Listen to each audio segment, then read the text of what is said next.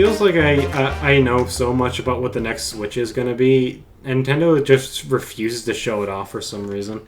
I love how it just like they announced that the Switch 2 or whatever the hell it is gonna be backwards compatible. We still don't know what the fuck it is. You think there's any chance we see it before the end of the year? Like any chance whatsoever? Like, I mean, I would say Game Awards, but I say they're going just like they're not going to reveal a console during the Game Awards. No, Nintendo's usually doesn't announce much stuff during the Game Awards. Like, yeah, that's my thought. That. So it's like it has to be a Nintendo Direct, but I go. Is it just going to be like a random Direct in the middle of like November or December where they're like, oh yeah, here's the new Switch, it's available so and so. Imagine we record this. And then, like, tomorrow they announce that they're doing Nintendo Direct. And then Friday comes around. It's like, oh, yeah, here's the Switch 2. Buy it next week, Tuesday. No, dude. Legit, I don't think we're going to see the next Switch until... Or, honestly, next October is when I'm expecting them to announce it. That's probably a fair assumption. Because they want it to come out during the holiday season. That's when all their sales are going to come in. Yeah, that's when people are buying like stuff for gifts and whatnot. So it's like, oh, that would be the perfect time to buy a Switch 2 for your kids or whatever. And then unless they announce the Switch 2 and reveal a bunch of games for it in like the next couple weeks, and just say, oh yeah, it'll be able for sale like December 15th or something like that, like something insane like that. Like, oh yeah, it exists and it's here in just a couple weeks. Yeah, and here it is for your for just in time for the holidays. Oh wait, we're gonna have probably problems with supply and demand or anything like that. Oh yeah, no, 100%. Better get it while you can then. That was a big issue with the original Switch release, wasn't it? Where they had was it the original Switch or was it like the COVID Animal Crossing I think both. I think kind of, yeah, wasn't it? Yeah, I think less so during the Animal Crossing thing because at that point, like the Switch Lite was out and they were releasing like different editions of the Switch and stuff. That's true. I just remember like during around the time that COVID was in full swing or whatever. It was just like Animal Crossing came out, everyone was stuck at home, so they just sat there and like I just remember it was hard to find Switches for a little while there. Yeah. Or maybe it was like only Switch Lights or something like that, and everyone just wanted the original. Or maybe it's vice versa. I don't remember. It was so long ago. I just remember launch night of the Switch and how quickly like pre-orders for that ran out. And I was with Evan when he went to go pick up his Switch, and like the first 10 people in line at the Best Buy was like, "Okay, here's your ticket. This allows you to buy a Switch tonight. Everybody else, fuck off." Everybody else, get out. We don't want you. Basically, that's how it went. It was really funny. That is funny. I couldn't imagine like going to a store and then like the store people just saying, "Get the fuck out of here."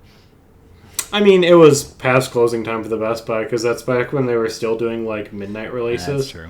I think this one was a bit earlier. It was like 10 at night or something like that, where it's like Best Buy just closed and they just got their Switch stuff ready for whatever reason, and allowed people to come pick up their Switch, I guess.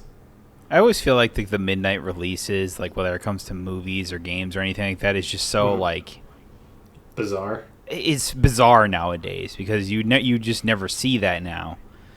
But it's like it wasn't all that long ago that was the standard. No, that's what happened with everything: games, consoles, movies. Yeah, I can't see that happening ever again in the foreseeable future. Even with like the next PlayStation, I doubt that's something like that's going to happen. Well, with so much like sales just online nowadays or whatever, and obviously like digital, so it's just like it's like there's no point in doing physical releases at midnight or whatever, or stuff like that. I don't know. It's a whole different landscape, I guess. Yeah, it makes me wonder what. Honestly, like scalping is still such a huge problem. I wonder what if anything they're gonna do when the next like mainstream video game console comes out. Because when the Switch comes out, the Switch 2 comes out or whatever, it's just gonna be scalped all hell. Oh, absolutely. Like all pre-orders are gonna be closed within a few seconds, And then in those few seconds, they're going to be on eBay for twice the price. 100%. 100%. Is there going to be anything that they can do to circumvent that? I mean, there is. It's just like, do we think that they're going to do it? I would certainly hope so. Eh. You would Either hope way, that Nintendo after, gets what they want, basically. Yeah, I mean, yeah. You would hope after like what happened with the whole PS5 scenario that they would have learned their lesson. It took like almost a full year for those to be like readily available to customers. Something like that. Because I remember it was months and months after launch that I was able to get the PS5. How I remember just being... I think I got the Xbox Series X like 3-4-ish months after launch, and even then I got lucky. Like, I just got in during the pre-order period, but... I don't know, man. It's fucking wild. Do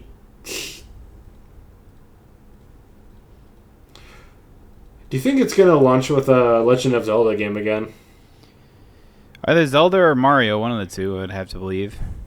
When did Tears of the Kingdom come out? Was that 2 years now? I feel like that was like 2022 or something like that. Thought it was like early. Yeah. So is 3 years enough to make a Zelda game? I mean, they made fucking what's his face? The one Zelda game where you play as Zelda. Not that long ago. Well, that was a different. Maybe that was a different team than mainline team. I don't fucking know. Tears of the Kingdom was early 2023. Holy shit! Feels like so long ago. So it's probably gonna launch with a Mario game. Probably Mario Kart 8. What else? Like Smash. Super Mario Brothers Wonder 2. It's gonna launch with a new Smash game. I mean, that'd be wild if it did. It would be absolutely insane. Genuinely, I feel like people would be more interested in what the next Smash game is, as opposed to what the next Switch is. Okay, realistically though, the next Switch will probably launch with a Pokemon game. I mean, yeah, it's Pokemon. So yeah. Who cares? Yeah, exactly. But it's like, yeah, you want to get. I mean, Pokemon's all the rage. I mean, you see the Pokemon Pocket or whatever, that piece of shit. Yeah, but it's like, I wonder what the next Pokemon game's gonna be like. It's gonna be like every other Pokemon game. What if the new starter's gonna be like? It's gonna be the exact same game that they've been releasing since the GBA. My fucking god.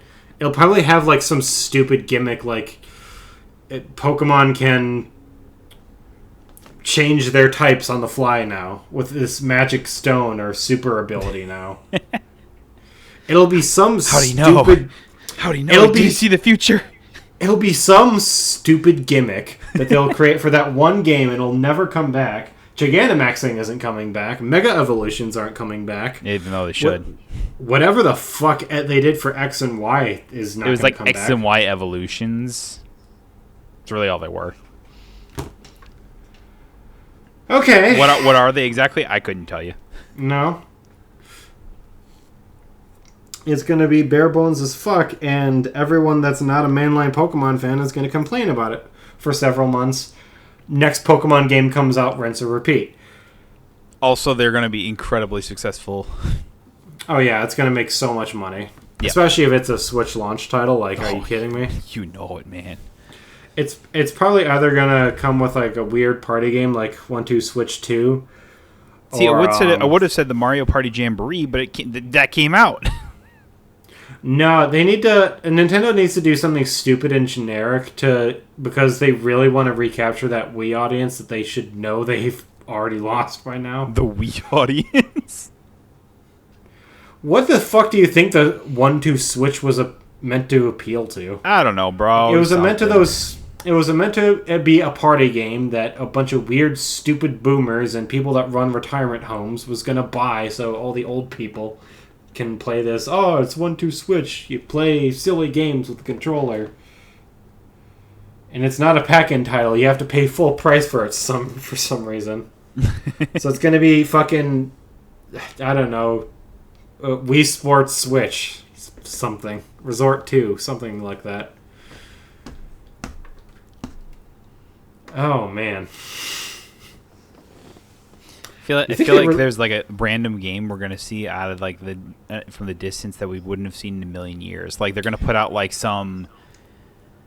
Legit, I do think it's going to launch with a new Splatoon game. Yeah, I think it's going to be there for launch. I was thinking more of like what the hell is the game called again? ARMS? No, it's the one where it's like you got the astronaut guy. What's the game called again? I'm blanking so hard. Astronaut guy. He's got like these little like thingies that like guys that follow him around. Pikmin? Or whatever. Pikmin, that's what it is. God, I blanked so hard. I blanked so hard. I tried so hard to pull that out of my brain. It just would not come. I think Pikmin 4 came out didn't that come out like late last year? Yeah, you're right. So I think they're gonna wait a while before making another Pikmin. Metroid. I don't fucking know. Well, no, you know what's probably going to happen. They're probably going to do a fucking Twilight Princess or Breath of the Wild with the next Switch, where Metroid Prime 4 launches on both. Yeah. That'll be something.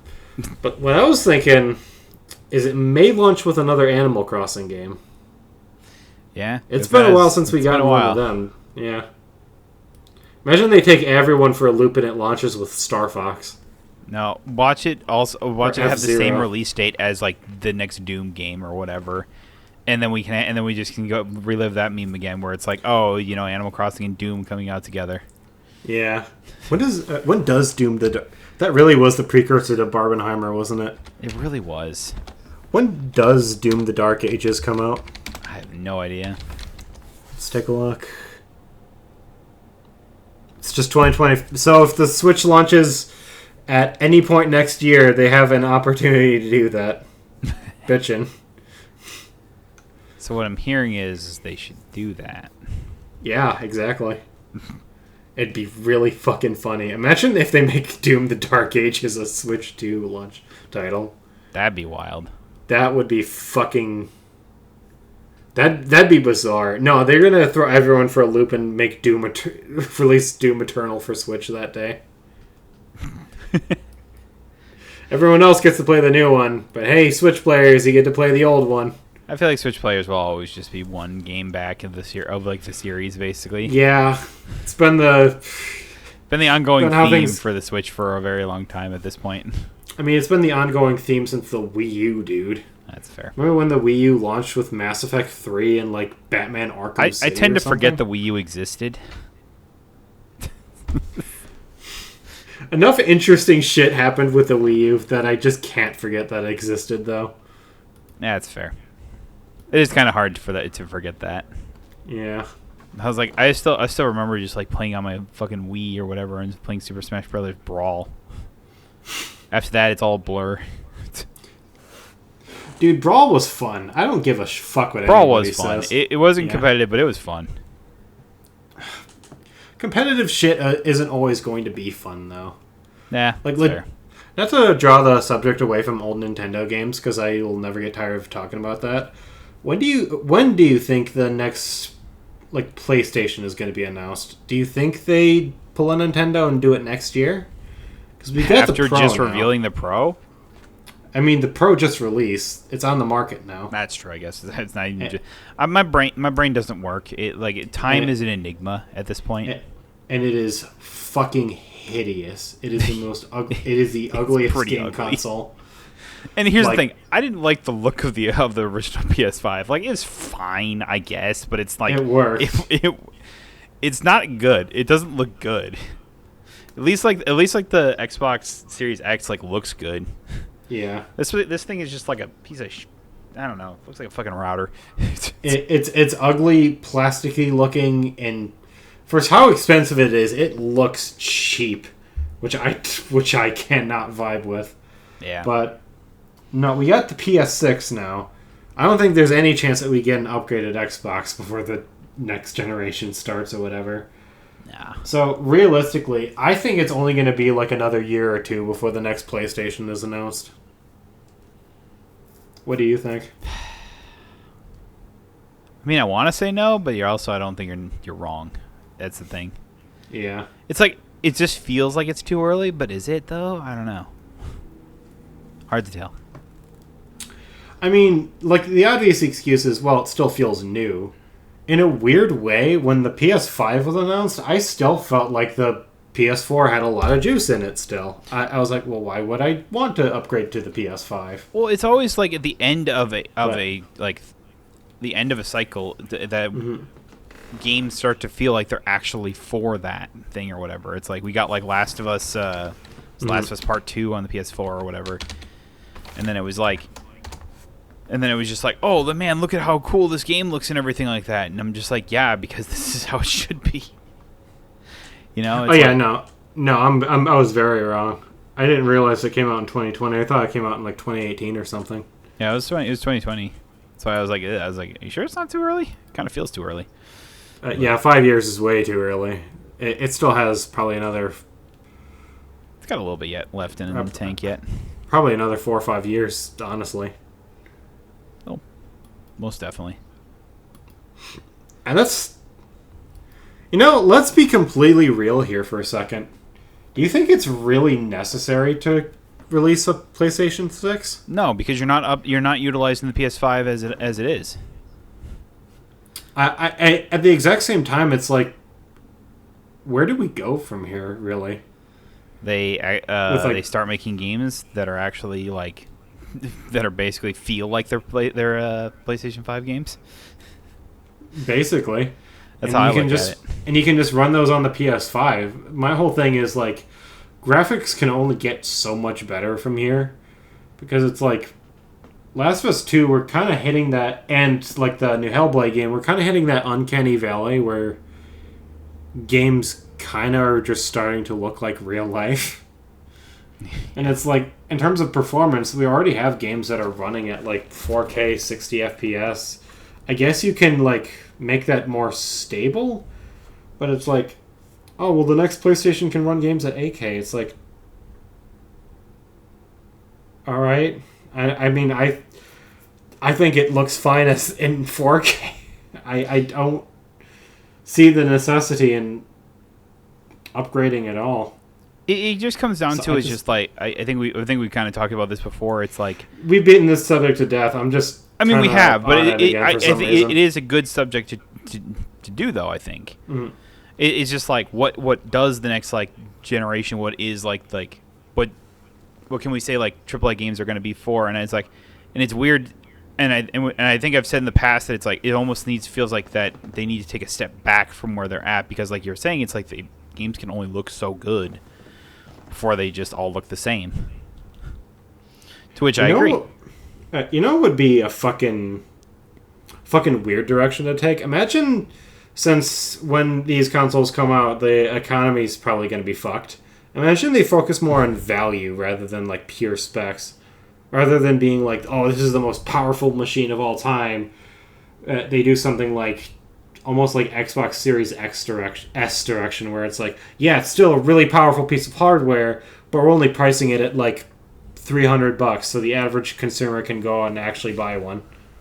As opposed to releasing like this big, bulky new, like, oh, it's a PlayStation 6, it's big, it's top of the line, it's pretty, and we're charging $1,000 for it. It's like, I don't know. I'm almost okay with that. Thing is, I think you're all right. It's like that we could see like games being scaled back in a way, fit more of like an art style, or just like generally doesn't have to look the greatest or whatever. Just kind of looks sort of realistic. I don't know. It depends on the type of game they're going for, really. But it's like I think that the AAA scene, I don't know. To me, in recent, I don't know, the past 6 months or something like that, it really feels like they've kind of taken a step back in a way. It's like I look at like the new Dragon Age game or whatever. It doesn't feel like the normal AAA game that you would normally get or whatever type thing. But it's like it's still, I don't know, quality, I guess. Just not like the quality that AAA is maybe not known for. But they're not charging the full like 60 or 70 on that, are they? I don't think so. For Dragon Age the Veilguard? Yeah, I believe so. I was like, I thought that was only. Yeah, they're only. It's. Oh no, it's still 70 or 60. Yeah, I had a feeling. I thought they said they were charging less, but I couldn't remember. No. All right, well, throw that out the window. I mean, on a separate note, I'm glad the Veilguard is doing well. People seem to be enjoying it. I mean, it has mostly positive on Steam, which is surprising considering that before it came out, everyone was just dog shitting it. I mean, everyone was kind of still had like PTSD from Anthem, I think, and BioWare gave people absolutely no reason to trust them going into Veilguard, so they had a lot to prove with this.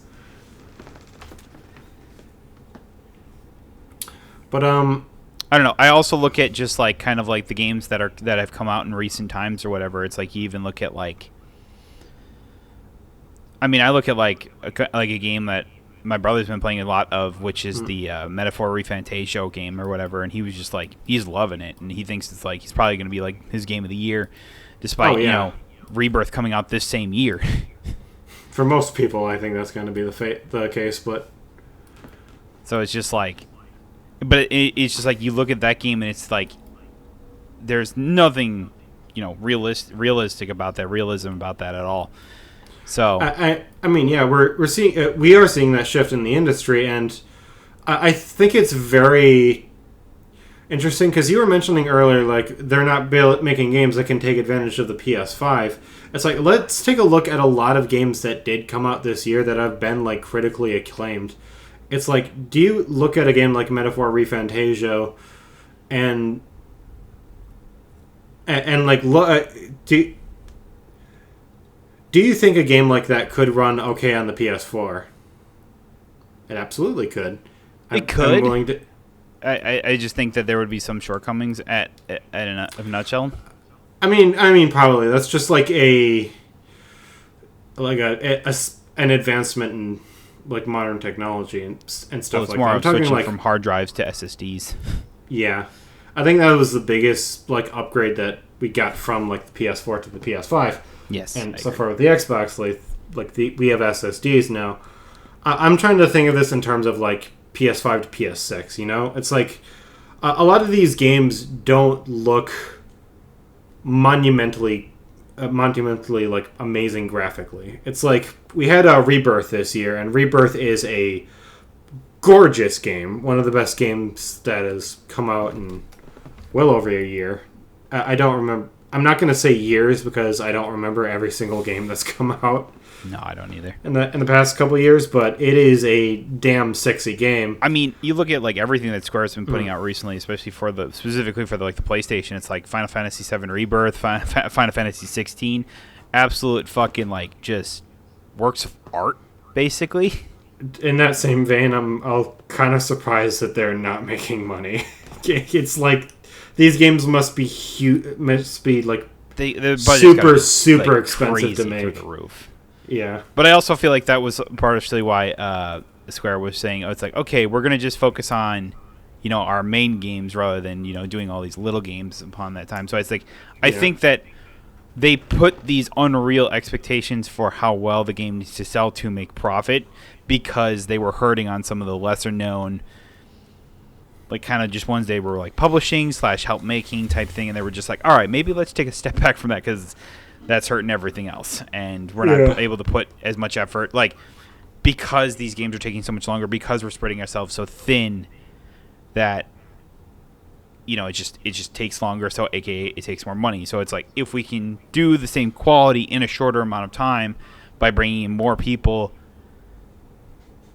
then and ultimately ends up costing us less, then go for it. Mm. So yeah, it's like how I even look at like I sit here looking at the game like as like doing comparisons from like the PS4 to the PS5 or whatever. It's like Final Fantasy 15 still looks fucking fantastic to me. Yeah. And I was like, that game still came out on the PS4 or whatever. I put it on PC, but it still looked great. Mm-hmm.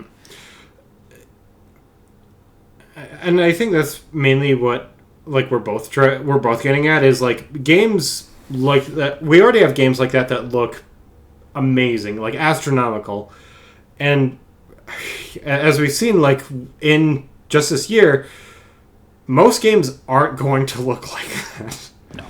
Like, sorry, not sorry. It is crazy expensive, and most of the time, it's like impossible for these studios to regain their investment when they make their games look that good. So we've been seeing a lot more stylized graphics, and more people are more and more okay with that. Yeah, because it's almost like they enjoy that more than just pure realism. Exactly. I feel like there's almost more staying power to games that do that, because it's like looking at old Disney movies versus the remakes, right?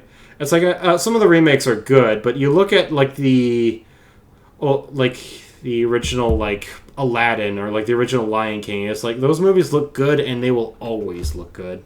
Mm-hmm. Whereas like a lot of these remakes, in like a year or two, they're already going to feel dated. And that's not to say that's going to be the case with Final Fantasy 16 or Rebirth. That's not what I'm trying to get at. But like no, and that brings me to my next point with you saying that as well. Is just that there is a realism. There's room for both. Like, yeah. Well, there's an artistic style in realism too. In a way, it's just like you can make something look real, but at the same time play with this sort of art style. With Final Fantasy 16, it was more of like a gritty down, like I don't know, like dirty-esque like world type thing or whatever. It's like not everything was just shiny and everything like that, and everything was just like looked amazing. It was like, no, you could see the grime, you could see the dirt and everything like that. That's a choice that they made when they made that game or whatever. It's like you'd see blood covered on all of like the armor and stuff like that during like cutscenes when they were fighting or anything like that. Mm-hmm. It's like that. There is artistic choices you make in that in a nutshell as well. It's not like that can't be a thing. It's just how you do it. Anything can really be an art style at some point or another. Just depending on what you want, depending on what you're working with. That's why it's so interesting to look at what the next generation really is going to be, because with most people, like there is an objective like upgrade to the PS5 to the PS5 Pro, but I think PlayStation is really taking notice that people are looking at these upgrades and they're not really seeing it as an upgrade. There's not really like a noticeable difference in like quality or performance for most games between the two systems. So it's like when you look at where does PlayStation go, and it's like how do you upgrade your console from here? You gotta ask yourself, is upgrading really necessary, or do you pivot to something else completely? Which is personally where I think they're gonna end up going. There's a good chance that they may not just be reading they may not just read the room and try and go for something else. I want to hear your perspective though. I don't know. I look at it like this. It's like it's less about your hardware at this point, and it's like I know they're gonna make the PS6 or whatever because they need to make money on a new console or whatever type thing, or when they feel like they've stretched the PS5 to its limit, which I feel like still has a lot to go for it. Mm-hmm. But at the same time, it's like if you want to make something feel like it's taking advantage of the technology, it's taking advantage of the leaps that it's taken from the 4 to the 5 or whatever. It's to make games that aren't bug filled or whatever, that aren't stuttery, aren't and everything like that, and make it look real nice and everything like that, and make everything flow nicely too or whatever. It's like if a game stops, I guess it's like make the immersion feel it or whatever. I feel like that's something that AAA games haven't done well. Most have not done well in recent years, where it's just like trying to immerse the player into the story or whatever. It's like I feel like that's been this kind of, I don't know, feels a little lost in a way or whatever. I don't know. It's hard to describe, but it's like I really think that's the best way to do it or whatever. It's like don't let people think that it's like, oh man, I like the screen, like froze for a half second or whatever. It's like that takes you out of it or whatever. And it's like I know that that's hard to do, especially with the game, with the level, the complexity and scale that they make all these games in. And that's why I'm saying you can tone it back, and you can make it a awesome story or whatever it is on a smaller scale, and people will be more immersed, more invested in that thing than they will, these big ones, these big AAA games that aren't really sticking around. Yeah. I don't know. To me, it's just like I look at it whenever I go. It's like, oh man, they say you're supposed to upgrade like your computer every couple of years or whatever, and so you're going just like I upgraded my RAM to a higher higher RAM, and that was it. I haven't touched it since then. Haven't felt the need to. Graphics card still plays every game I want to play, and everything like that. Processor works. Everything works and works smooth and well. I've wanted to upgrade my rig for years. I'm just either too lazy or too cheap to. That's my issue. Yes, it's expensive, but at the same time, it's like, do you feel you need to? Not really, no. Almost everything that I want to play on my PC, I can already play. That's what I always like. Being a PC gamer, it's like people are always thinking that you're like slowly upgrading stuff, especially when you tell people it's like, oh yeah, I built my PC or whatever, type thing or whatever. You can. You just absolutely don't need to. Yeah, you just don't need to. It's like, oh, what tells me that I need to do that? Oh, when the new graphics card comes out, go rush to get that. Yeah, we saw that with the 4000 series or whatever. It didn't work out. Yeah. It's like the 30 cards were better. Pretty sure I don't know. Are they still? I don't know. I've lost all. I mean, the 30 cards are better than the 4060 Ti or whatever that thing is. Yeah. I still kind of want a 30 series card, like the 3080 or whatever. I think would be fun, but for the 40 series, it's like forget it. I struggle to think of who would need that. Just not worth it. Yeah. Yeah. When my brother decided that he wanted to actually get a PC or whatever, I was just like, well, here's a decent rig for what you use it for, with a 3080 card in it, and he loves it. So 3080 is a good card. Yeah. But it's just like, when it comes to tech, it's like you don't always need to have the biggest thing or whatever, the biggest, most expensive thing and whatever. That's just all the marketing tell you to go buy it because you think you need it, and like you really don't. I find it really funny, all the parents being like, yeah, we need to get this big, like, super expensive rig, like a 4090, all this other stuff, so my kid can play Fortnite. Yeah. Legit, you can play that game on, like, a 10 series card. You can play it on any laptop for, like, $300, and it will play just fine. Mm-hmm.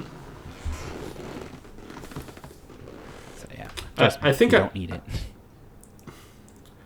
I think I've seen people like play Fortnite decently on like a rig that has like a 700 series GTX card. Yeah, you don't need much for some games or whatever. For a lot of games, honestly. Yeah.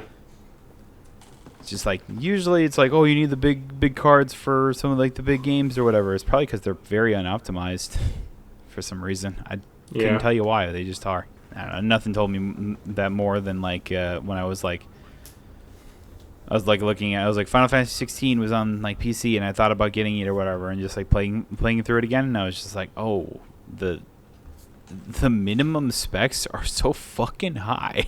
Why? It was Final Fantasy 16? Yeah.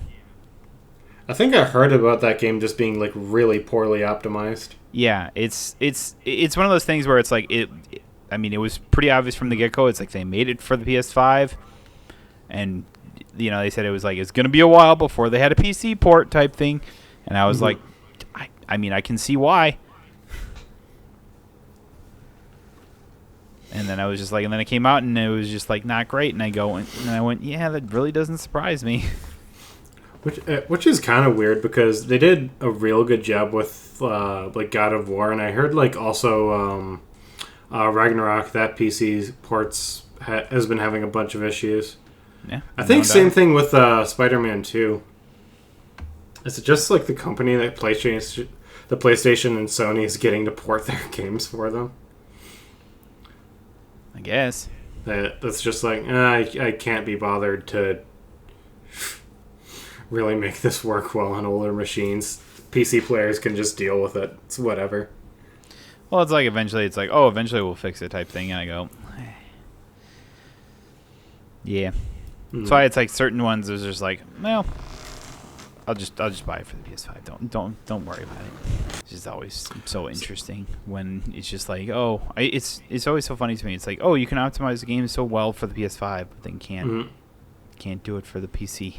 A lot of these times, these games are built with the PS5 in mind, so when they have to optimize it for other, like maybe even older systems, they just kind of shit the bed on that. Yep. Which is always sad. Hey, so speaking of PlayStation, Concord's dead. Yeah, big surprise there. Man, I thought they were at least gonna get the. I thought they were gonna do the whole free-to-play thing, at least try to see how that would work out, but not. It's just dead. Yeah. That's cool. I thought they were going to like have the opportunity to try, but I guess they said, we've invested too much money in this already, so let's just call it there. The game didn't even last 2 weeks. That has to be like the biggest AAA failure of all time. I mean, it's got to be, right? Mm-hmm. Especially for the level I of can't think of one that floundered so much and lost so much money, and like just nobody. Absolutely nobody was excited, even knew about the game, even knew it came out, and died within the 2 weeks it was out. It's wild. Man, it's like Sony talked about that they wanted this to be the next Star Wars, and then just forgot to market it, forgot to do anything when it came to that, and then said, "Oh, we've made a terrible mistake. Well, it'll be all right."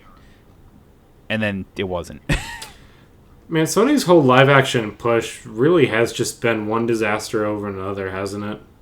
Because it's like they had Destruction All-Stars, which lived and died within a few weeks. Same thing with Foam Stars.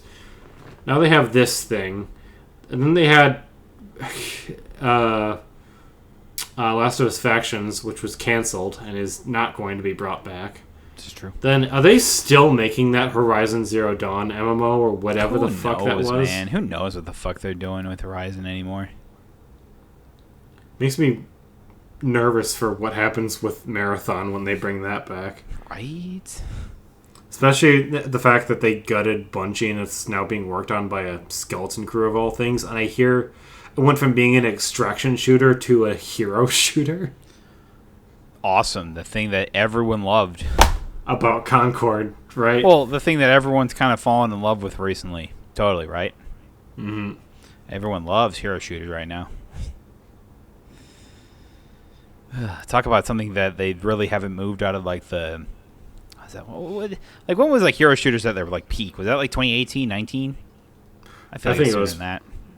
Yeah, probably like 2016, 2017. And that sounds about right. It was around the time that the original Overwatch came out. I think that was 2016 then, yeah. That's gotta be right. I still have that cardboard standee from when that game came out. Yeah, 2016. Overwatch.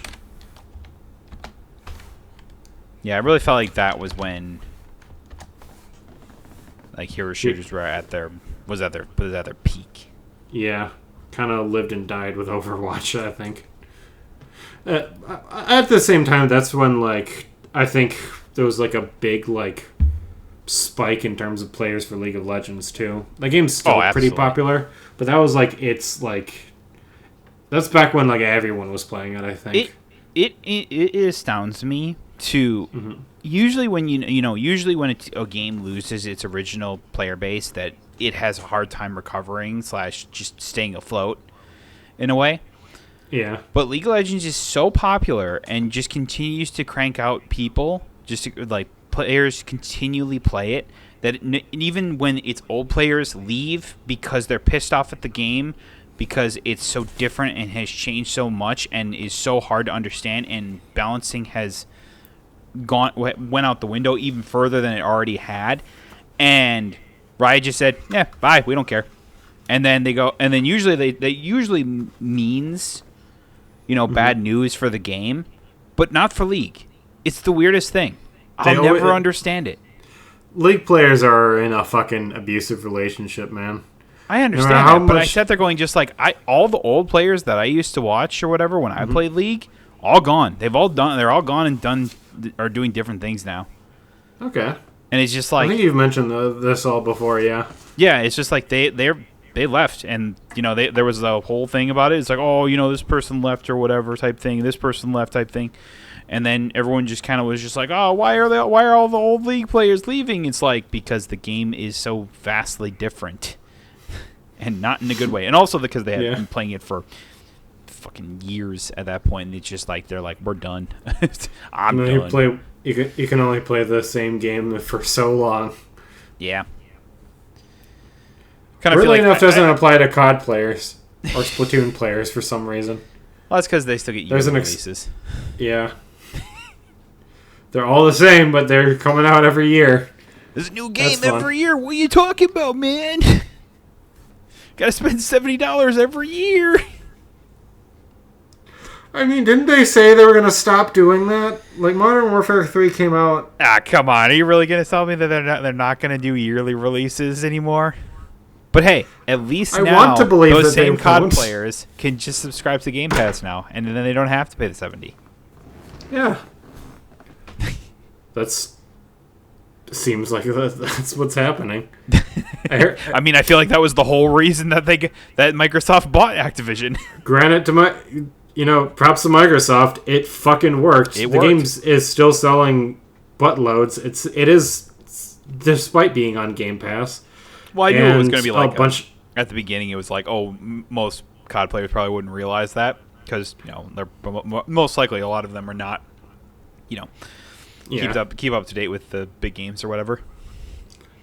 And a lot of people apparently hopped on to Game Pass because of Call of Duty, and so Microsoft's subscription service has seen a giant rise in users recently because the new COD came out. I'll never understand this way of COD. I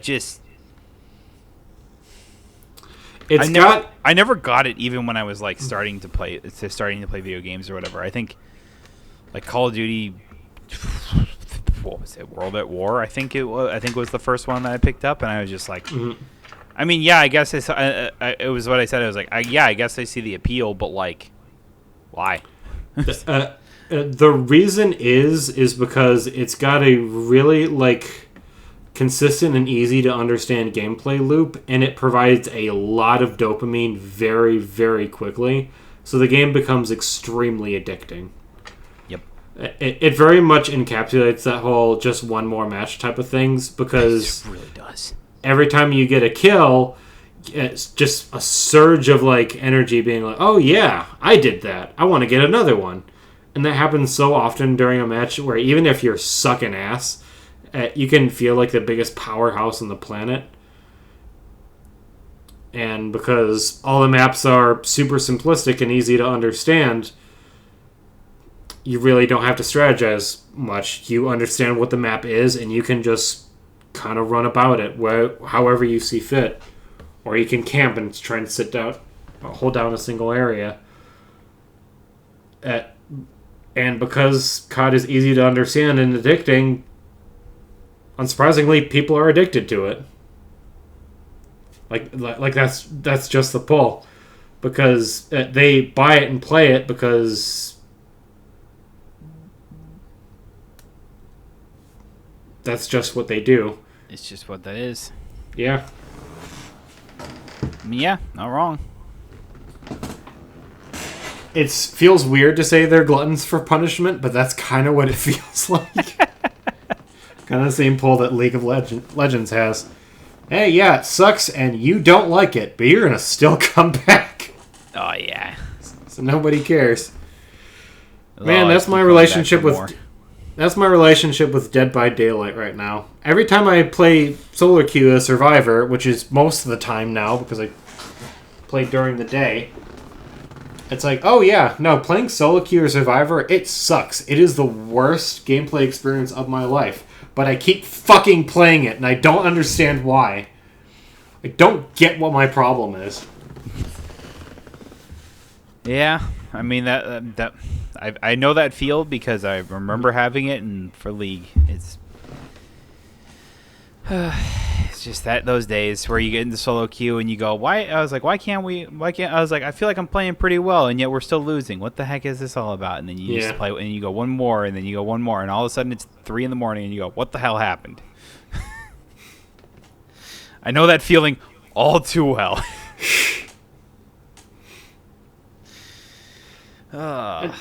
And Sony decided one day to put down the shovel. Yeah. And Sony can just not get that. They've tried so hard for so long. At what point do you just say, okay, yeah, I give up? When are they just going to come to the conclusion that, yeah, this isn't working? When they put out like the 9th Astrobot, and then the Astrobot continues to make more money than their live service games. I really do think that if Marathon is a flop and they have to get rid of it immediately like they did Concord, which is less likely but not impossible. Yeah. I think at that point they're just like, okay, you know what? We're losing too much money. Maybe let's just go back to single player stuff for a while. Let's just go back. Okay, Sony Santa Monica, what are you working on? Not Call of Duty. God of War. All right, cool. Whatever the next God of War game is going to be. Insomniac, what are you working on? Wolverine. Go back to Spider-Man. We're pushing up the Spider-Man game. Well, they can still release Wolverine. That wasn't going to be. We focus on one game at a time. Spider-Man. Even though Insomniac can clearly do both because they did fucking like Ratchet and Clank while working on Spider-Man. They can just do fucking everything. They do everything, bro. I don't know how they do it, but they do it. Yeah. Bro, imagine how pissed people would be if Wolverine came out and it's like, oh yeah, it's a looter shooter. Oh my god. It's a life service. Oh, so Suicide Squad Kill the Justice League? Yeah, but with Wolverine. You don't get to play as multiple X-Men. You just get to play as this one. Do you almost feel like that they they have like different claw types. Well, I was thinking more of like they'll turn the Wolverine game into Deadpool and Wolverine. Like it'll basically just be like a movie game. That'd be actually kind of funny. It'd be shitty that we waited this long for that, but sure, why not? Might as well, right? Think we're ever gonna get another Deadpool game? I don't know. I've never played one. It's just always only ever been that one for the Xbox 360. Dude, did you play Web of Shadows back in the day? I think I did. It sounds familiar.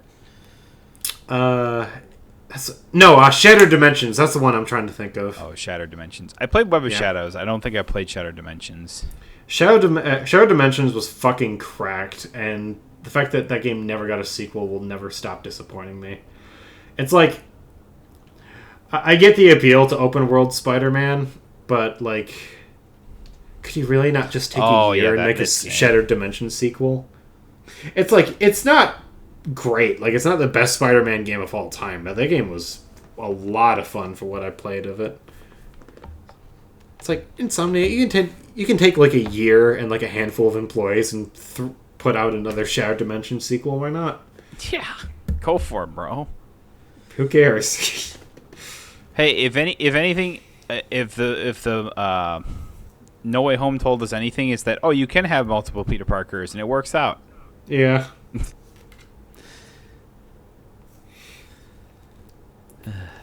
Yeah, I don't know. I don't know what the plan is over at Sony right now. It's real fucking confusing. It's kind of all up in the air. It's like one day they're really good, and the next day it's just like, what the fuck happened? I think that Horizon MMO is also just going to shit the bed immediately, though, probably. too. If I'm still calling happening. If that game's still happening and they release that shit, I seriously doubt that game makes any waves at all. I don't think anybody's gonna pour out for a fucking Horizon MMO. You know, people adjusted to Fallout 76, so what the fuck do I know? That game's popular and people play it. The thing is, though, I think the Fallout series is more popular than the Horizon series. Also, more games to lean on. I suppose so, but I'm not Who knows, sure. Man, those are those PlayStation fanboys. Horizon has been pushed by Sony so much in the last couple of years. They have. It's like we got the original game and the sequel, then we got a remake to the first game, and now it's getting a Lego game, and on top of another full-on sequel, it's getting an MMO. Like, they clearly want to make the Horizon series a thing. Or they just want to make money off of Horizon without actually having to make more games. I guess. That's quite possible. Why are they making so many of them? Because like, we just got like last year we got Horizon Remastered. Now this year we got Lego Horizon Adventures. And then between those two we got that VR Horizon game. And apparently in the next year we're going to get the Horizon MMO, and then the year after that we're getting another full sequel. So for Sony not wanting to make another game, they're making quite a few of them for that one franchise. I've never seen a single-player series like that get almost yearly releases. That is actually insane to me. If they could actually convince Naughty Dog to do more with Last of Us, I'm sure it would also be Last of Us as well. Yeah. No, the Naughty Dog insists that each Last of Us game takes a fucking billion years to make for some reason. So we're just gonna have to wait until after the Elder Scrolls 6 come out to get fucking The Last of Us 3. It'll be after GTA 6, after Elder Scrolls 6, and then maybe before the final Final Fantasy 7 remake game. Yeah. Dude, being legit for a second, what do you think comes first? The Last of Us Part 3 or the sequel to Cyberpunk? Sequel to Cyberpunk. You think that comes out first? Yes. Yeah. Yeah, no, I agree. It's not that was there was no pause there. Sometimes I edit down like the silent noise or whatever, because obviously you don't want to just listen to silence. But that was immediate. Like, didn't even have to think about it. Not snap, right? Like, I knew it. I trust CD Projekt Red to make a game in at least somewhat decent state at a halfway decent time. Naughty Dog, they're just trying to make everything a work of art and stuff like that, and they think everything out to the last thing, which is not a bad thing necessarily. It's just like, but Jesus Christ, they want it to take the longest time humanly possible. Yeah. I don't... Like, obviously, we don't need to go on a fucking rant about The Last of Us or whatever, because why would you want to do that in 2024? But clearly. I just don't like the way that they've gone about that. It's like, you can tell let me think of how I want to phrase this. You can tell like a straightforward story in a video game, right? Like, a bunch of super successful video games do that. But I like it when games give players a choice on like how the story is done or affected, or if you can affect or if you can affect the ending, essentially. I feel like that's one of the beauty of video game. That's part of the beauty of storytelling in video games, that you can have multiple avenues, that you can have multiple, stories to tell. It's like Persona 4 and 5, you could play those games between like 3, 4, 5, like even 6 times and have an almost completely different experience every single time. With like, well, when you do that with The Last of Us, it's like you're just playing the exact same game like 2-3 times in a row. Like, there's really no replay value to that. it's like I saw people discussing God of War, right? It's like God of War Ragnarok and God of War the original game. It's like it people really enjoyed the gameplay style, and that all worked for those games. Then why don't I see people replaying them? Well, it's like, well, why would you? Why would you want to go back to those games? You already know what the plot is going to be. So going back for more seems kind of pointless, right? Like, you can play in a higher difficulty, but like, what's besides just challenging yourself? Why would you really want to do that? Yeah. I mean, I say the same thing with you could say the same thing with like a majority of single player games or whatever. It's like, and I get that. I just am trying to. It's more trying to pay a compliment to games like Persona than putting down games like God of War, if that makes any sense. I'm not saying it's a bad way to tell a story in a game. No, I'm just absolutely not. Yeah, absolutely not. And I see, and I get your point, but I want to throw that counterpoint out there that it's like, oh, that's most single player games. Now the thing about it, especially with the example that you put out there, is that I think that's the beauty of something as simple as a JRPG or whatever. It's that you can play it in multiple different ways, that you can do a bunch of things. There's a reason why like a game like SMT5 Vengeance has like 5 different endings. because it's like you can play them so radically different than you did the previous time or whatever. And it's like, I don't know if it's just Atlas. I don't know if it's just like JRPGs are just hitting their stride, because that's what it feels like to me. It's not just Atlas. It's a lot. Like, there's a lot of good JRPGs that are coming out. Like Square, as of recording this, like in like 11 days or something. No, less. 6 days or something like that. Mm-hmm. Or whatever. It's like the Dragon Quest 3 remake comes out, and it's just like. It's like JRPG fans eating good right now. It's like that. I'm looking forward to Expedition 33 and like especially in the last couple of years. I'm not sure if it's just something, if we're getting like a big resurgence as a result of like the success that was Persona 5, or if or if more people are just noticing them now because that game did so well. Because it's like we had really good JRPGs coming out somewhat regularly before that point.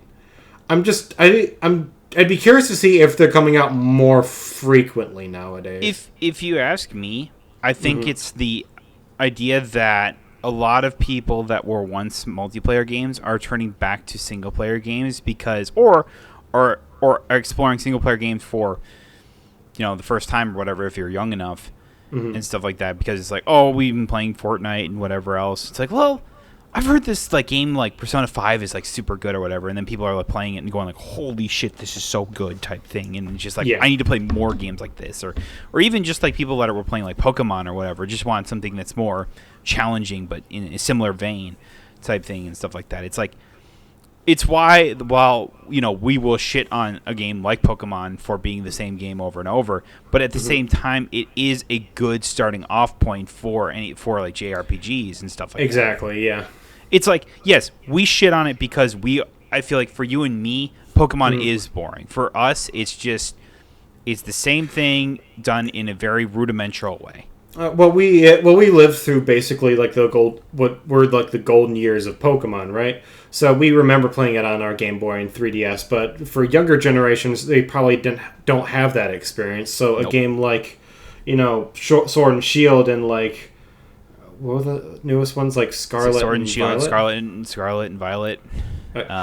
Those are their first experience with the Pokemon like, franchise, or even like the Let's Go series or whatever. It's just like Pokemon Go Let's Go, and shit, yeah. Let's Go Pikachu and Let's Go Eevee. Like, it's like me look at that. It's like, oh man, it's Gen 1 all over again. But for a lot of young kids that were probably getting a Switch for like the first time or whatever, and like they've never experienced OG Pokemon. Yeah, same kind of thing with Diamond and Pearl for a Switch, right? Like they weren't there for that generation, but now they have the chance to experience it. My little cousin, well, I guess not little anymore, but he's younger than me. But he's in high school now.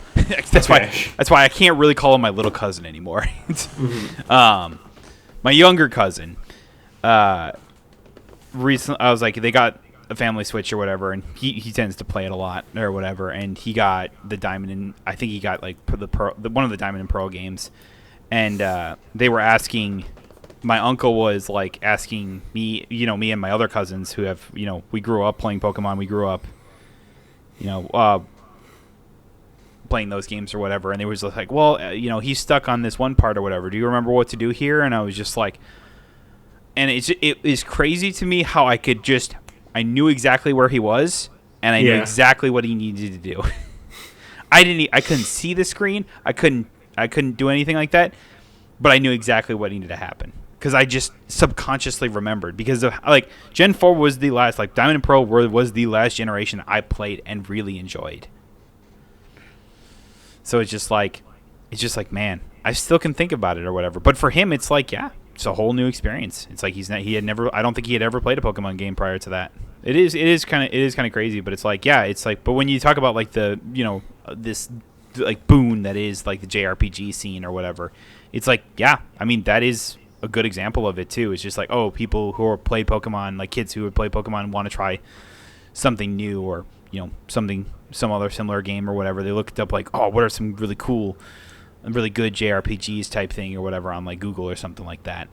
Mm-hmm. And then they just go like, oh, Persona 5 is good, blah blah blah. All these other games are really good, and it's just like, yeah, go from there. I think it also helps when a lot of the releases, especially like, it's like obviously this year we had P3 Reloaded, and it was just like, oh, now that all of like, well, I guess 4 is still technically just like a port, but it's like 5 and like 3 are on modern consoles. Yeah. I do hope Atlas goes back and does like a remake for 4. Now that I've seen 3, I was just like, I kind of want one for 4. It's like 4 shows its age a lot.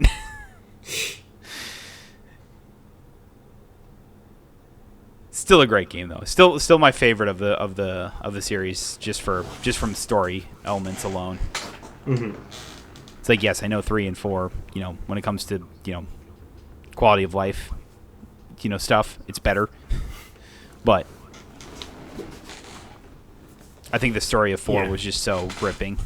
Mm-hmm. As compared to the other ones. It's like I really do rank like the stories of like Persona 3, 4, and 5 is 4 is my favorite, 3, and then 5. 5 is super good, but it's my least favorite of the 3.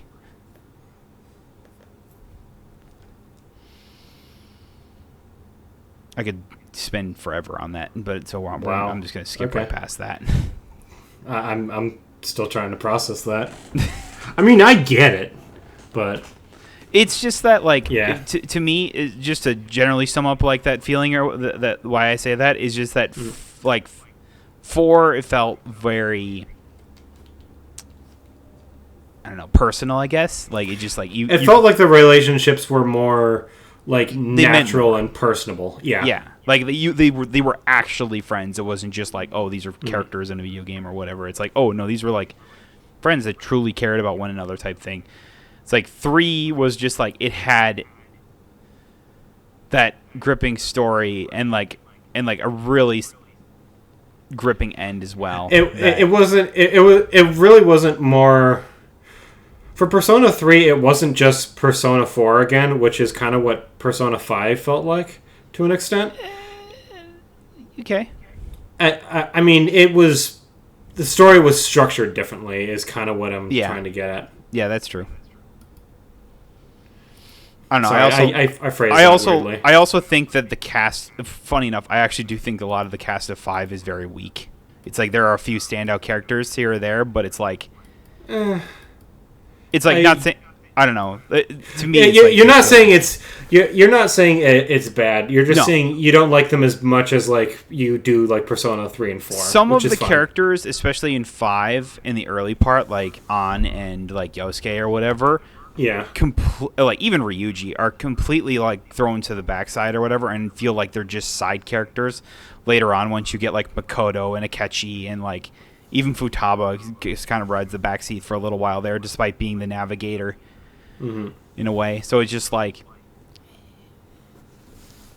yeah, it's just like maybe you could have done a little better to incorporate them. But in the end, it's like they told the story and it felt great, and they're not bad characters by any stretch of the imagination. It's just that they weren't the strongest either. I feel like in a way they were almost going for like a with Persona 5, like maybe like a shonen kind of like superhero vibe with a whole like Phantom Thieves thing. It really did. Like that's really what it felt like.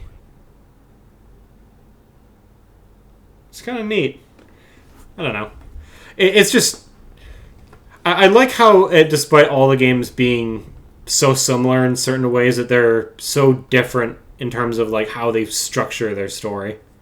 They just find ways to grip fun. you. It's like with 5, it's just like it's the cool style or whatever, and just like how it kind of works or whatever. And I think generally it's just like for a majority of younger players that are playing it or whatever, they can feel very similar to like some of the main characters can at times, where it's just like an older generation just kind of putting them down or whatever, and they just say fuck it, I'm not taking it anymore type thing. In a way, and basically like bringing justice in, when it's like, I mean, obviously when you start with the first main character of Kamoshida, fuck Kamoshida, it was like they made the perfect starting villain, and then they got a little weaker from there, and then Shido happened. Yeah. Kind of going back to the whole like wanting younger generations to experience like these aspects of gaming that they wouldn't have otherwise. I really don't like the recent trend on video game companies trying to crack down on emulation. Like it's I get like if people are trying to emulate the PS4 or whatever, but that's not exactly what's happening, is it? No. And it's like, okay, I'm gonna use a really recent example for me. Okay, so Capcom, is there a way for me on any modern system to buy Castlevania Symphony of the Night? No? Well, then I don't feel bad about stealing it. Sorry, not sorry. It's a game that came out on the fucking PS1, and if you're not gonna put it on Steam, if you're not gonna put it on any of your Castlevania collections, if you're gonna make it difficult for me to access, I'm gonna emulate it. And I genuinely, I really do not understand what the issue is with that. Because if you're not selling it, you can't profit off of it. Like what do you care how people consume it? Another example I saw recently is I think it's the second game in the Splinter Cell series.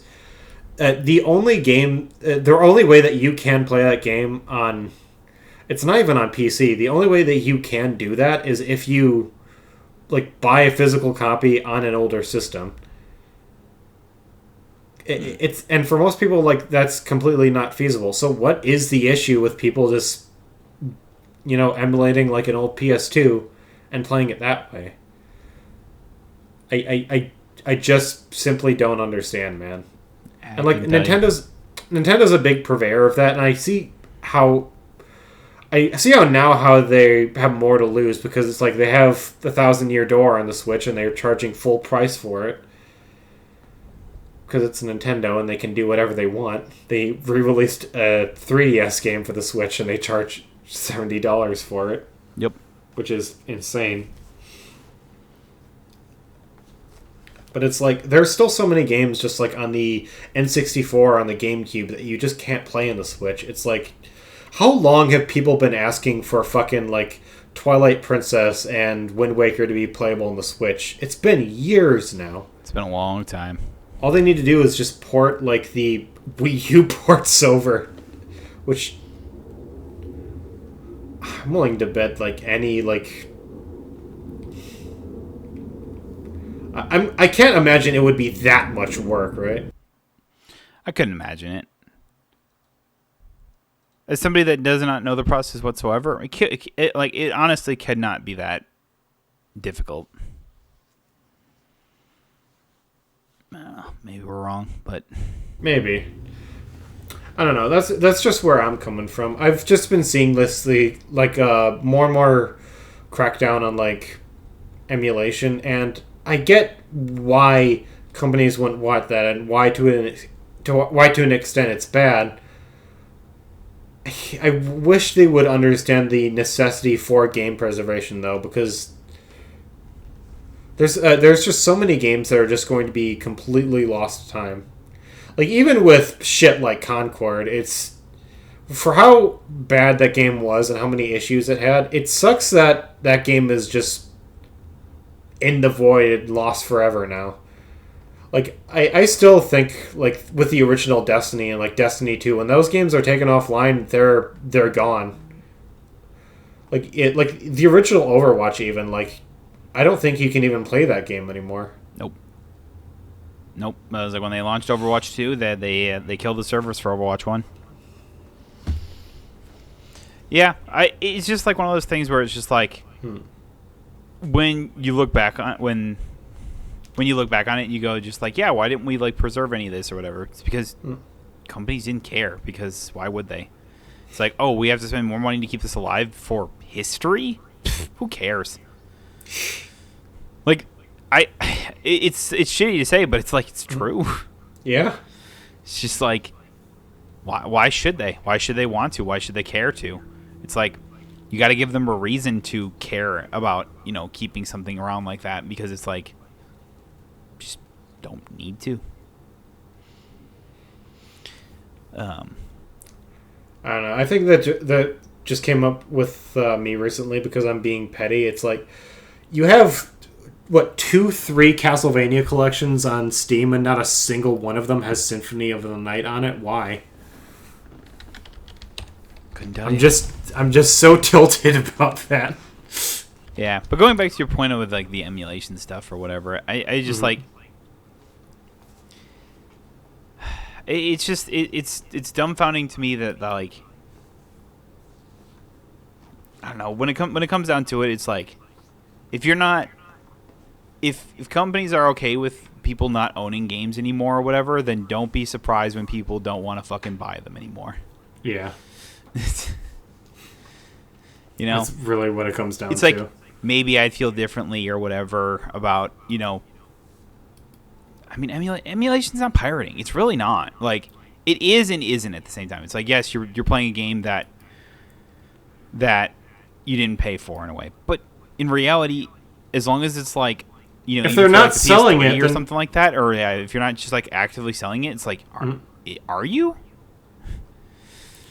If you have absolutely no way to make money off of a game anymore as a company, then that's abandonware. It's like, at that point, it's like, why wouldn't people just go take it then, or just go emulate it? And what issue do you have if you're not going to remaster the game, or you're not going to put it out there for sale? Why do you care how people access it? Yeah. I was right, by the way. Three different Castlevania collections. What the most popular game in the series is not on any of them. I'm so mad.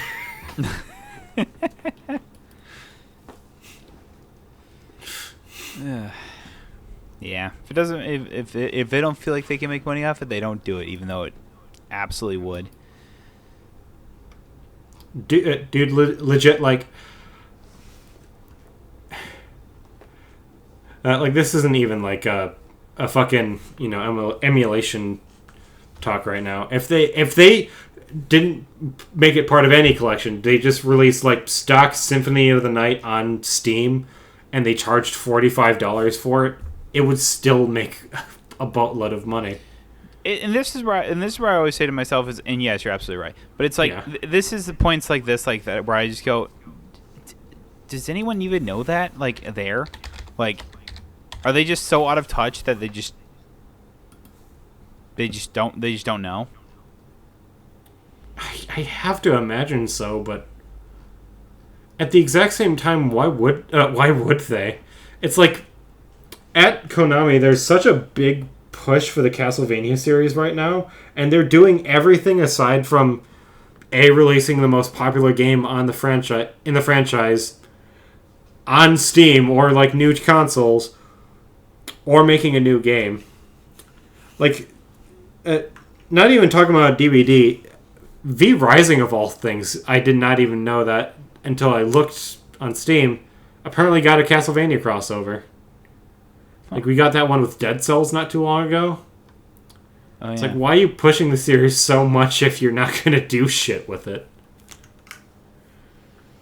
I don't know. Same reason that that Sony with Horizon, just they want to make money off it without actually having to make another game. Awesome. So cool. It's really great. Yeah. You love to see it. Meanwhile, there's Sony over there just like, well, we don't have the games, we don't have the franchises. I'm like, what are you talking about, bro? What are you talking about? You have some of the most memorable franchises in it. You have some of the most iconic ones in all of gaming, pretty much. And you're just deciding to not do anything with them. Hey. Like, so much so, it's like they had, like... Didn't they have, like, Crash at one point? Like... Yeah, they did at one point. They had Spyro, too. Dude, yeah. Microsoft is pissing me off right now, too, because I think one of the, like, game directors over at Xbox was like, well, we're not making new Banjo-Kazooie because, like, no modern gamer cares about Banjo-Kazooie. No modern gamer knows or cares. And this is where I go back to my point is, like, so people who greenlight these games are just super out of touch, right? It's what it feels like. It really does. It's like, you have Banjo-Kazooie. You have fucking Crash Bandicoot and Spyro. What are you doing with them? Nothing. Absolutely nothing. Like, you can make the argument, like, yeah, if they release a Sly Cooper or another Jack and Daxter game in modern times, it may not do as well because, you know, gamers aren't familiar with that franchise.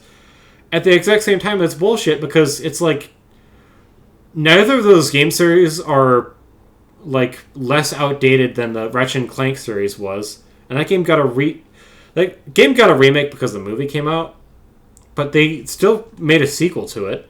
They made fucking Rift Apart. Uh-huh. They're just not going to do that with anything else?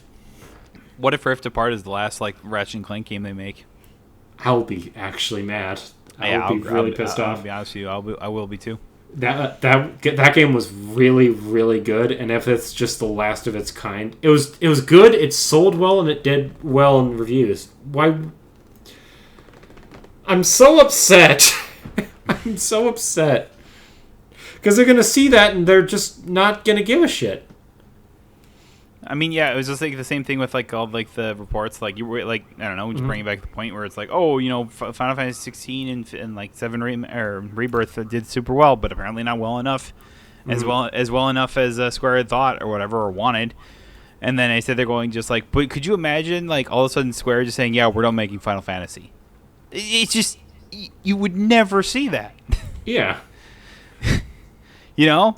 And it's just like, oh, so like Sony or whoever, Xbox, whatever, it's just like they're okay with just like, oh, all these like, you know, these franchises that this studio is known for, basically. Yeah, no one cares for them anymore. What are you talking about, bro? What are you talking about?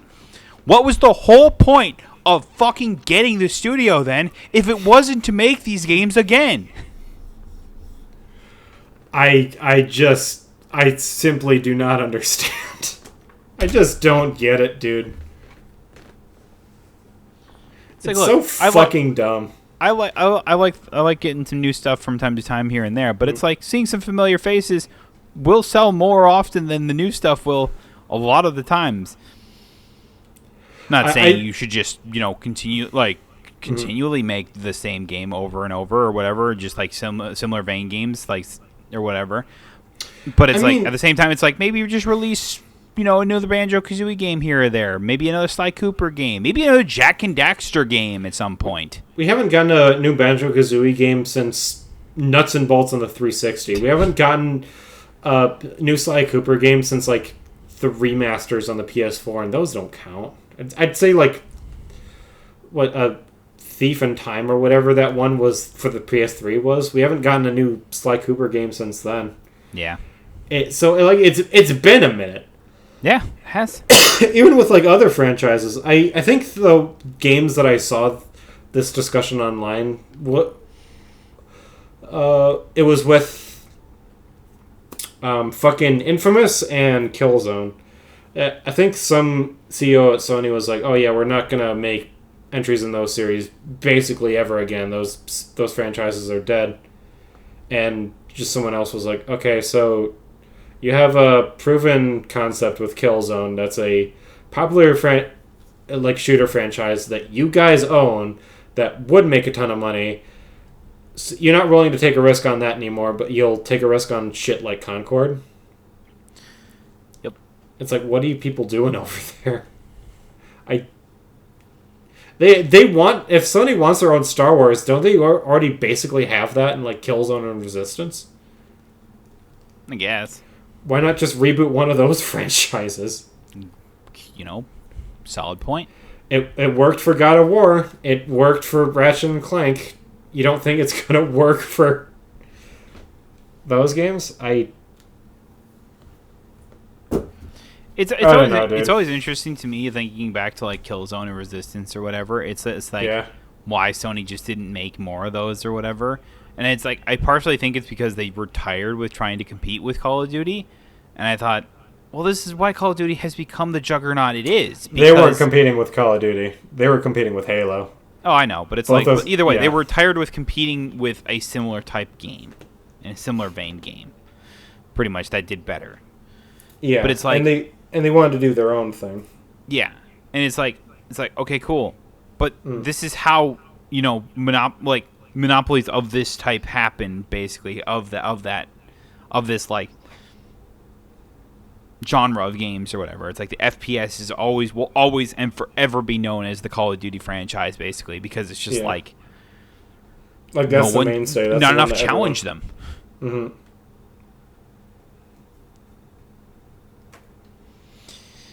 Yep.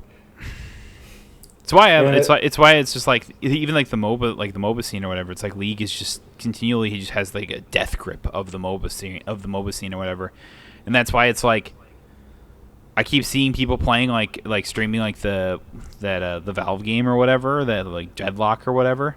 Yeah. And it's like it looks good, and it's like a MOBA shooter game or whatever, and like I was like potentially depending on how popular it gets could actually give League a run for their money potentially. Probably won't, but no, it'll probably find its own. It'll probably find its own niche if it does succeed. It'll find its own niche. I think it's. I'm almost surprised that Dota didn't do as well as it did. Like, it was still popular, but I think Deadlock is going to do better than Dota did. Which feels weird because I feel like it shouldn't have been the case. Maybe it's because Deadlock really isn't trying to. Well, it is competing with stuff. It's Deadlock, just not. Deadlock is combining like two different types of games or whatever. It's combining like the FPS hero shooter with the MOBA scene. Dota was very much just a League ripoff, and I think a lot of people just saw it as that. Absolutely, it was a MOBA game to compete with League, or whatever, and it was like, and it's like I remember seeing that, and I gave Dota like a few games to try. I can see why it didn't catch on. It was so overly complicated that it was just like, no, I'm just gonna go back to the simple thing. I'm just gonna go back to the thing that I know and I'm comfortable with. Well, it was just like, oh, you could do all these things or whatever. You could do that. You could do this. You could do that. And I just go, but why would you have that in the game? Like, that just makes things way more complicated than it needs to be. Because we can. Okay. I also think to a certain extent that they're doing these things because they think it makes them different, and different is good by default, but I don't know. There's a difference between being different and good. Yeah. That's the issue that I have with so many different asymmetrical games that come out. It's like every single time, I always see this in like the Dead by Daylight community, when something like the Texas Chainsaw Massacre comes out, or when Killer Clowns from Outer Space was coming out. This was also a big discussion. It's like, oh yeah, it's so good, it's so different, and this game is going to continue doing well. It's going to have a big, like, consistent player base, and it'll exist alongside Dead by Daylight. That's always been the discussion, right? And every single time I'm just like, dude, no, the fuck it won't. Like, this game will be popular for, like, a month, maybe two, and then it'll die completely. Because a lot of those players, they're just going to go back to what they're more comfortable with. There were so many different layers of complexity to both of those games, and at least I got frustrated with Texas Chainsaw Massacre really, really quickly. And I just wanted to be like, okay, I'm done. I'll go back to playing as Leatherface in my game. And the big issue with that, too, is that they were so reliant on that one franchise. It's like, well, yeah, it's the Texas Chainsaw Massacre. What else do you do with that? It's like people... when you're competing with a game that has, like, every iconic horror franchise in existence, basically, and now has shit like Castlevania in there, and fucking Five Nights at Freddy's. It's like, how do you even compete with that? You just don't. Yeah, and now stuff. And now everyone wants to pretend like they're surprised that both of those games are effectively dead only a few months after launch. Yeah. I feel bad because those games have communities, but yeah, those were never going to be any sort of success. And it's just like kind of going back to our earlier discussion as well. It's like, yeah, and it's sort of what, like, I think with JRPGs, it's like they're different, but in different types of ways that are all good. Yeah, I don't know. Maybe it's just like the openness that kind of JRPGs have, or whatever. It's like you have the ability to try a bunch of different things, and a lot just sort of works. You know? Yeah. I want to make my case that I wasn't saying that different is bad. I'm saying there's a distinct difference between good different and bad different. But sometimes in certain genres, it's difficult to make something different good. You know? Yeah. It's like some things just need to play in certain ways for them to work. Or whatever. It's like with like asymmetrical games, like, yeah, you want to try and give maybe this little advantage that the killer has. Like, you don't want to give the one killer too much of an advantage, because then it feels, you know, then bad on the other side. Well, yeah, then it feels bad for the survivors, but you also can't make the survivors that much stronger than the killer, because then the killer never wins and doesn't have a good time either. So certain things need to be in certain ways for them to work. So trying different stuff can be difficult. Dude, the balance in those, and that, even like the most popular one, Dead by Daylight, is still so fucked. Oh yeah, it's difficult. Like it is such a hard thing to balance. I could not even attempt to try balancing a game like that, and like making sure that it feels fair for both the killer and the survivors. I wouldn't even dare try. I wouldn't even know what the fuck I'm looking for or whatever. It's like, it's so difficult. I always thought like the idea of the asymmetrical game was always interesting, but I felt like the balancing was just going to be so hard. You know, for an outsider looking, and that is exactly the reality for all of us in the actual game. Yeah, I believe it. And we can't stop because we are hopelessly addicted to it. Hopelessly addicted to an unbalanced game. Sounds like League of Legends. Yeah. It's the case with a lot of multiplayer games, I think. It's how they get you. They have a gameplay loop that's addicting, so you get addicted to it, and you're in it forever. You're in it for good. It's just that constant cycle of, God damn it, I hate this fucking game. This game sucks. I detest this game, and I'm going to play it for another 10 hours. Or you're just like, I'm so fucking done. I'm just like, I just can't play this game anymore. But after this one more game. Yeah. There were so many times where when I was playing Dead by Daylight, like solo queue Survivor, just being like, I hate it. I hate how I'm getting tunneled out every match. I hate how I'm dealing with all this dumb bullshit. How I have teammates that don't know what the fuck they're doing, because obviously this isn't my fault, right? I hate this game. I'm never going to play it again. Okay, let's ready up for the next match. Yep. You all say that just as you're readying up, and you're just like, God damn it, how does this always happen?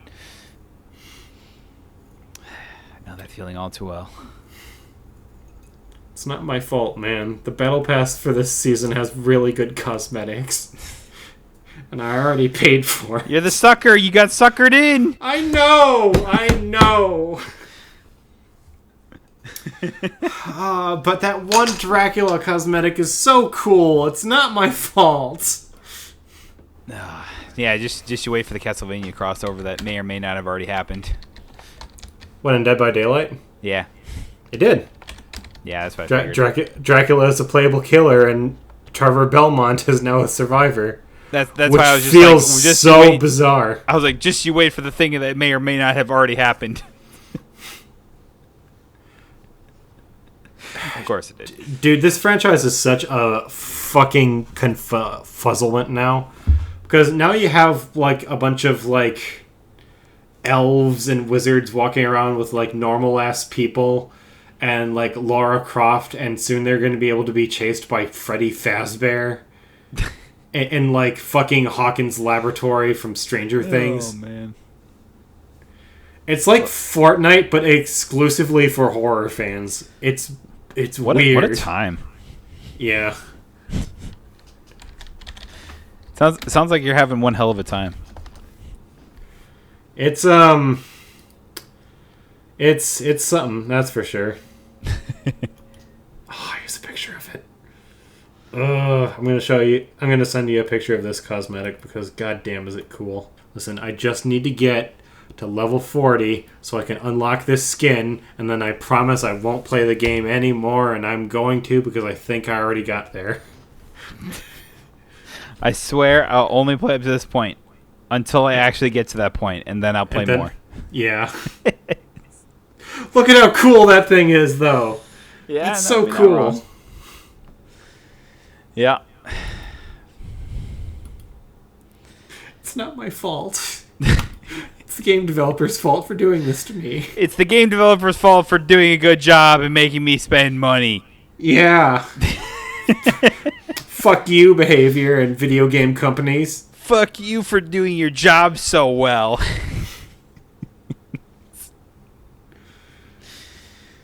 Capitalism. How I love it. Oh, yeah. It's something. All right, well, I can think of no better way to lead it off there. Yep. So, thank y'all so much for listening to another episode of It Never Ends. We forgot to do an intro again. Don't worry about it.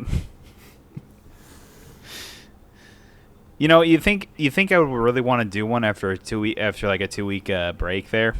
You think we would, yeah. But it just sort of slipped our minds. Like, I looked over and I was like, well, it's 25 minutes in. Is that too late to do the intro? Probably. Yeah.